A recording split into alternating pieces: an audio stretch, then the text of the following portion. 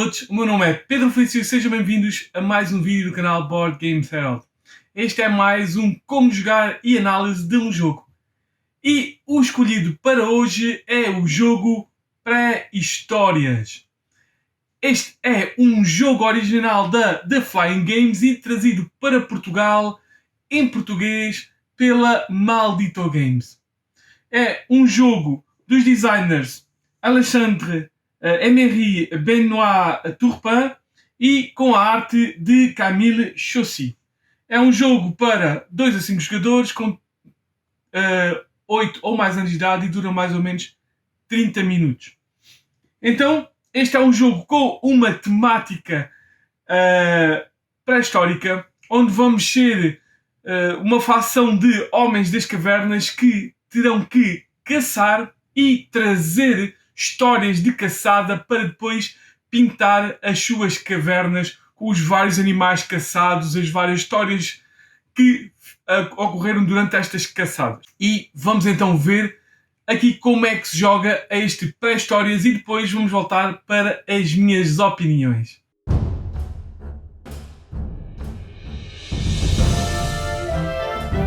E como sempre, iniciamos com a preparação do jogo. E começamos também com a colocação do tabuleiro principal no centro da mesa e vamos ter que escolher então qual o lado. Existe então este lado para 2 a 3 jogadores e este lado para 4 ou 5 jogadores. Depois os jogadores vão escolher uma cor e vão levar para si o tabuleiro dessa cor. Atenção! A primeira vez que vão ser jogados, estas pecinhas daqui vão ter que ser colocadas, que não estão. Portanto, estas peças vão ter que ser colocadas com muita atenção porque vão ter que ser colocadas exatamente como estão impressas na parte de baixo. Apenas vão ficar identadas. E as pernas têm que estar para baixo de caçador e do animal que lá está. Depois de escolher a cor, ele vai levar para si então o tabuleiro dessa cor, tendo a intenção de colocar o seu tabuleiro com os animais e o caçador virados para cima, isto é, a direito. Também vão levar as cartas todas da sua cor, tendo 2 1s, 2 2, 2 3, 2 4, 2 5 e 2 6.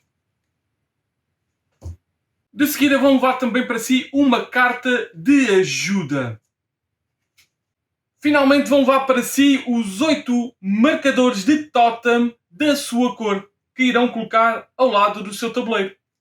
De seguida vão empilhar as peças de espaço aleatoriamente ao lado do tabuleiro.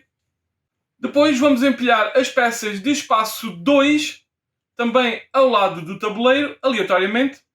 Depois vamos empilhar as peças de espaço 3 aleatoriamente ao lado do tabuleiro. E finalmente vamos empilhar as peças de espaço 4 aleatoriamente ao lado do tabuleiro. De seguida vamos empilhar também as peças de animal lendário ao lado do tabuleiro, sendo todas elas iguais apesar de desenhos diferentes. Finalmente vamos colocar as peças nos vários locais no tabuleiro principal.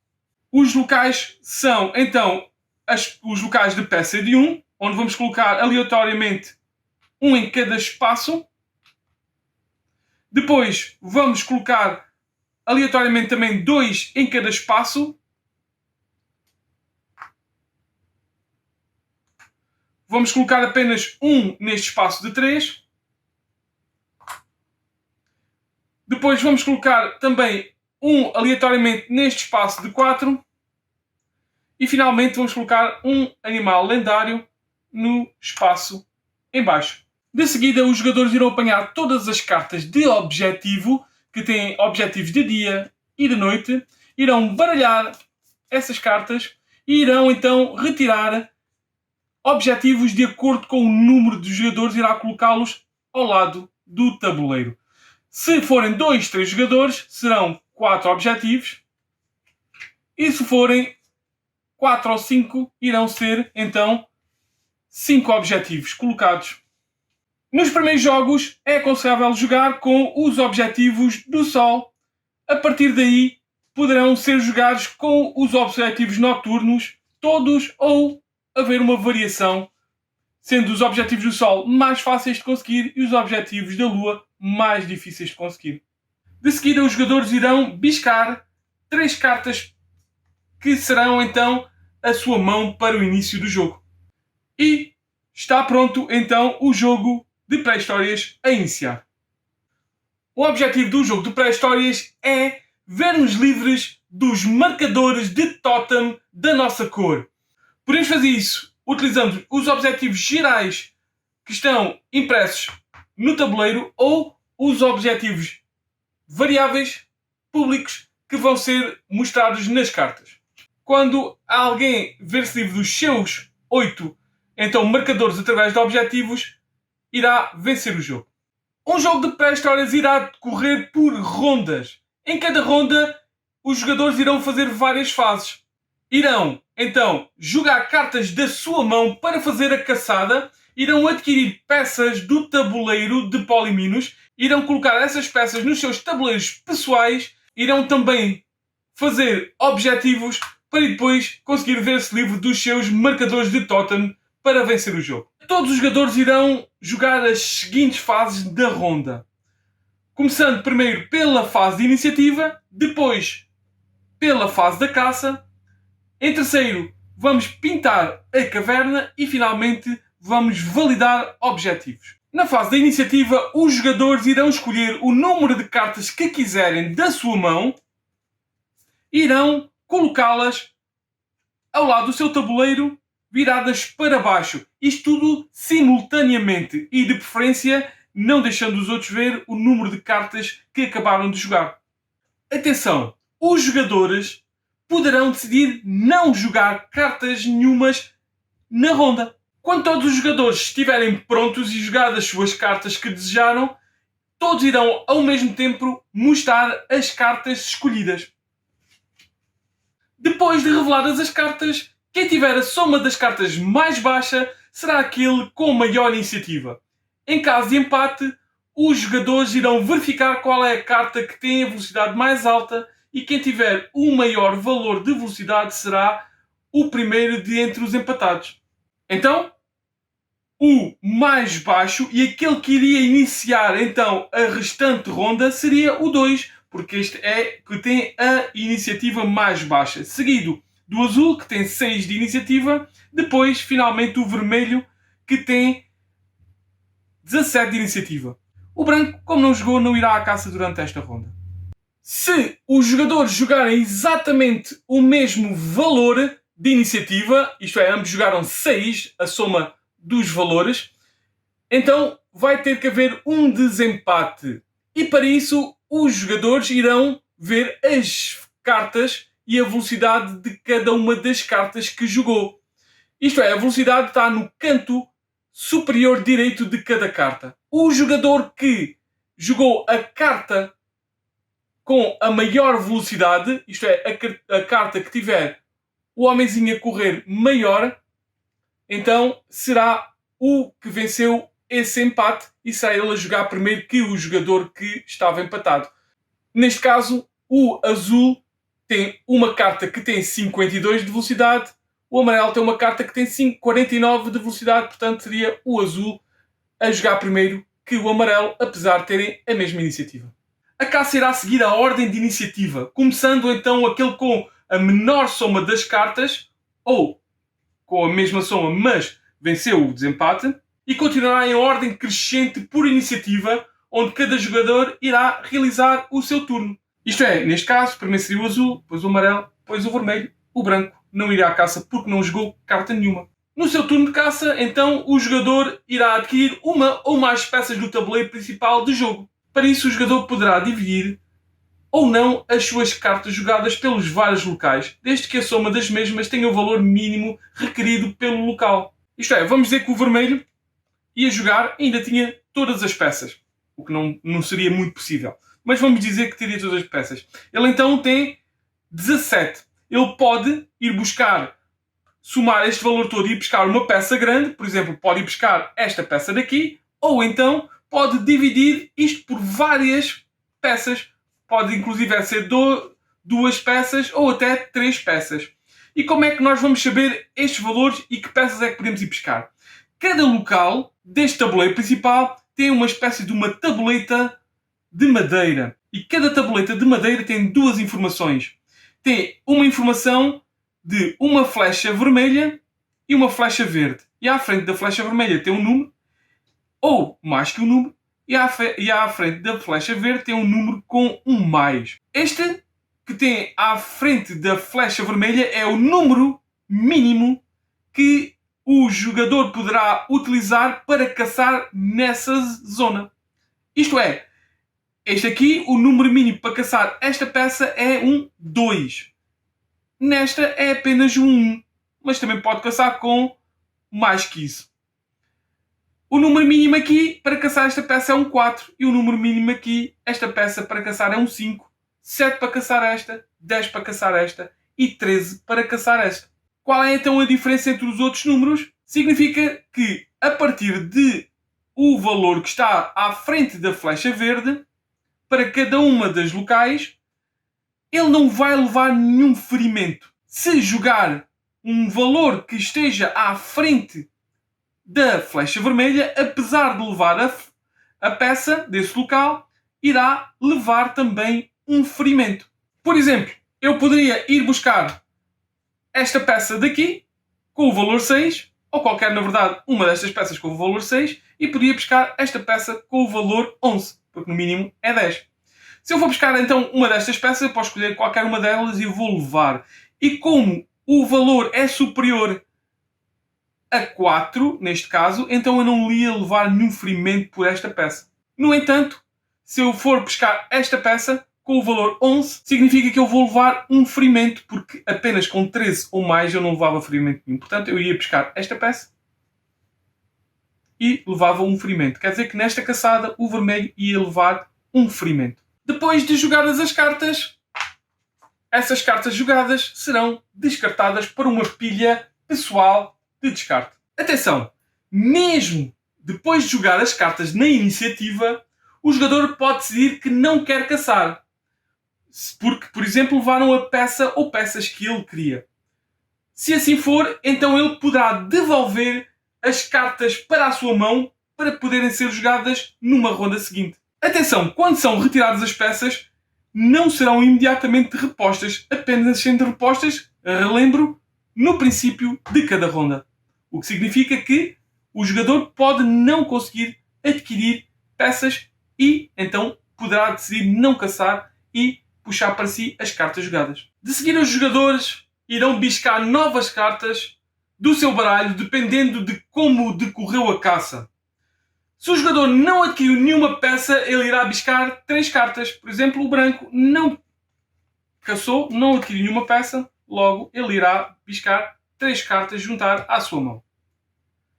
Se o jogador adquiriu uma ou mais peças, mas não foi ferido, ele irá biscar 2 cartas. É o caso aqui do azul, que foi buscar uma peça, mas não foi ferido. Se o jogador for ferido uma vez, ele irá biscar uma carta. Foi o caso aqui do amarelo, foi buscar este e foi ferido, portanto ele só vai biscar uma carta para a sua mão. Se o jogador foi ferido 2 ou mais vezes, ele não irá biscar carta nenhuma. Por exemplo, vamos dizer que aqui o vermelho foi buscar estas 2 peças e por cada uma delas levou uma ferida, o que quer dizer que não vai biscar carta nenhuma para a sua mão. Na fase de pintar a caverna, os jogadores irão colocar a peça ou peças que adquiriram durante a caça no seu tabuleiro principal. Tendo então, por exemplo, adquirir esta peça, eu vou podê-la colocá-la no meu tabuleiro de jogo. A colocação de peças tem de seguir as seguintes regras.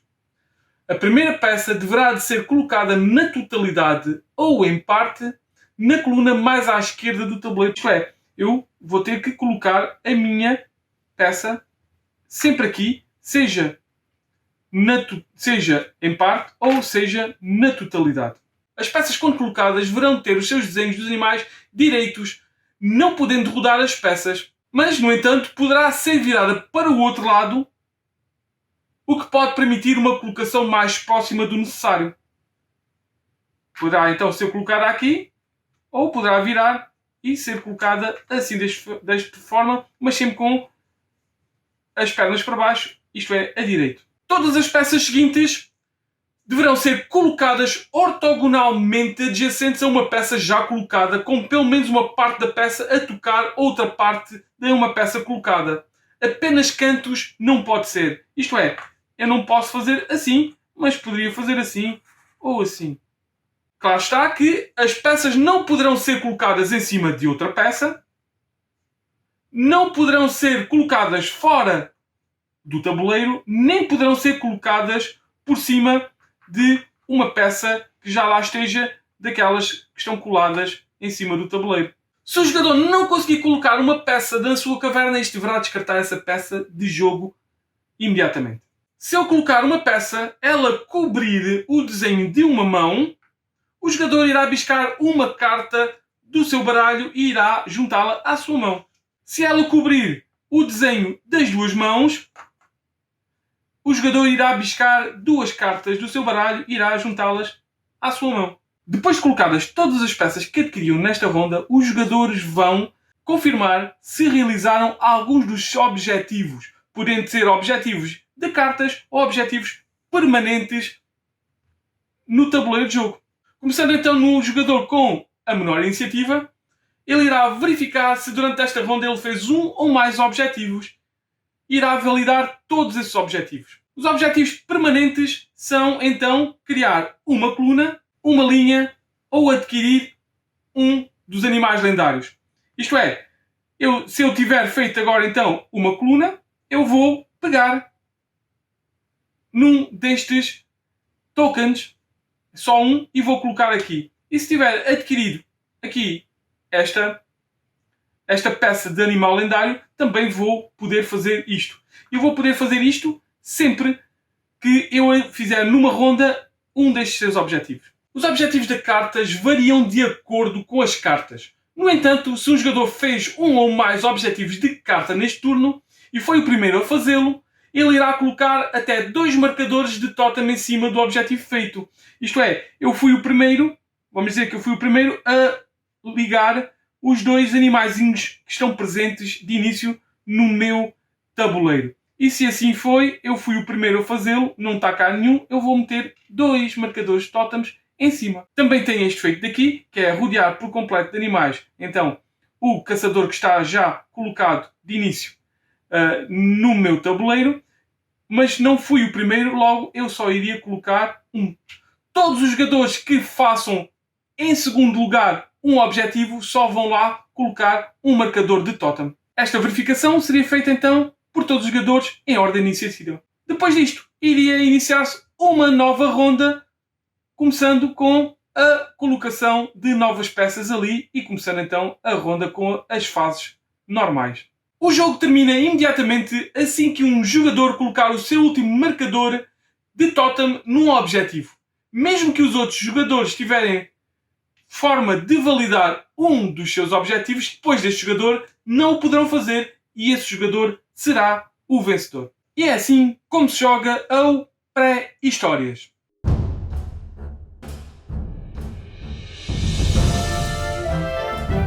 Depois de vermos como é que se joga este pré-histórias da Maldito Games, vamos ver as minhas opiniões sobre este jogo. E, como sempre, começamos com o que é que eu gosto mais, com o que eu gosto menos e com o que eu gosto mais ou menos sobre este pré-histórias. Então, o que é que eu gosto mais? O que eu gosto mais é da sua arte e componentes. É verdade, é uma arte muito bonita, muito apelativa e para um jogo familiar tem aquela parecença mesmo com personagens animados, com uma arte muito gira que vai apelar aos pequenos e aos maiores, mesmo familiar. E, para já não falar dos seus tabuleiros identados, que fica sempre impecável para não fugirem as peças. É sempre bastante interessante. Por isso mesmo, a arte e os componentes. O que é que eu gosto mais? Eu gosto mais dos objetivos variáveis. É verdade, apesar de terem objetivos sempre presentes, eu gosto mais de objetivos variáveis. E mais, gosto de objetivos que sejam mais simples e mais difíceis e que até podemos escolher ou uns ou outros e até uma conjunção dos dois. Portanto, eu gosto destes objetivos que vamos podendo fazer, que dão um rumo ao nosso jogo e que podemos apostar neles. E sendo os primeiros, uma espécie de uma corrida, sendo os primeiros, vamos ganhar mais. Portanto, eu gosto destes objetivos intermédios que nos dão um foco no jogo. E é por isso que eu gosto mais. O que é que eu gosto mais? Eu gosto mais do mecanismo de leilão. Isto é, quando fazemos a iniciativa, é muito interessante. Porquê? Porque temos que apostar o menos possível para irmos pescar a peça que nós queremos, mas temos que ser o suficientemente fortes, isto é, temos o maior valor para irmos buscar as peças melhores e as peças que nós queremos.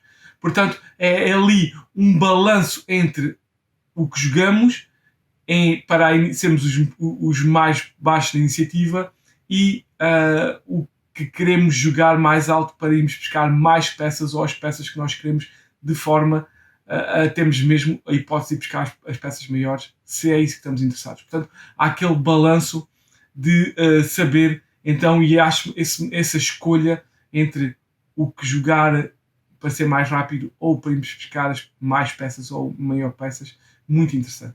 O que é que eu gosto mais ou menos? Eu gosto mais ou menos de, inicialmente, obrigatoriamente, ter que começar mais à esquerda, na coluna mais à esquerda do nosso tabuleiro de jogo.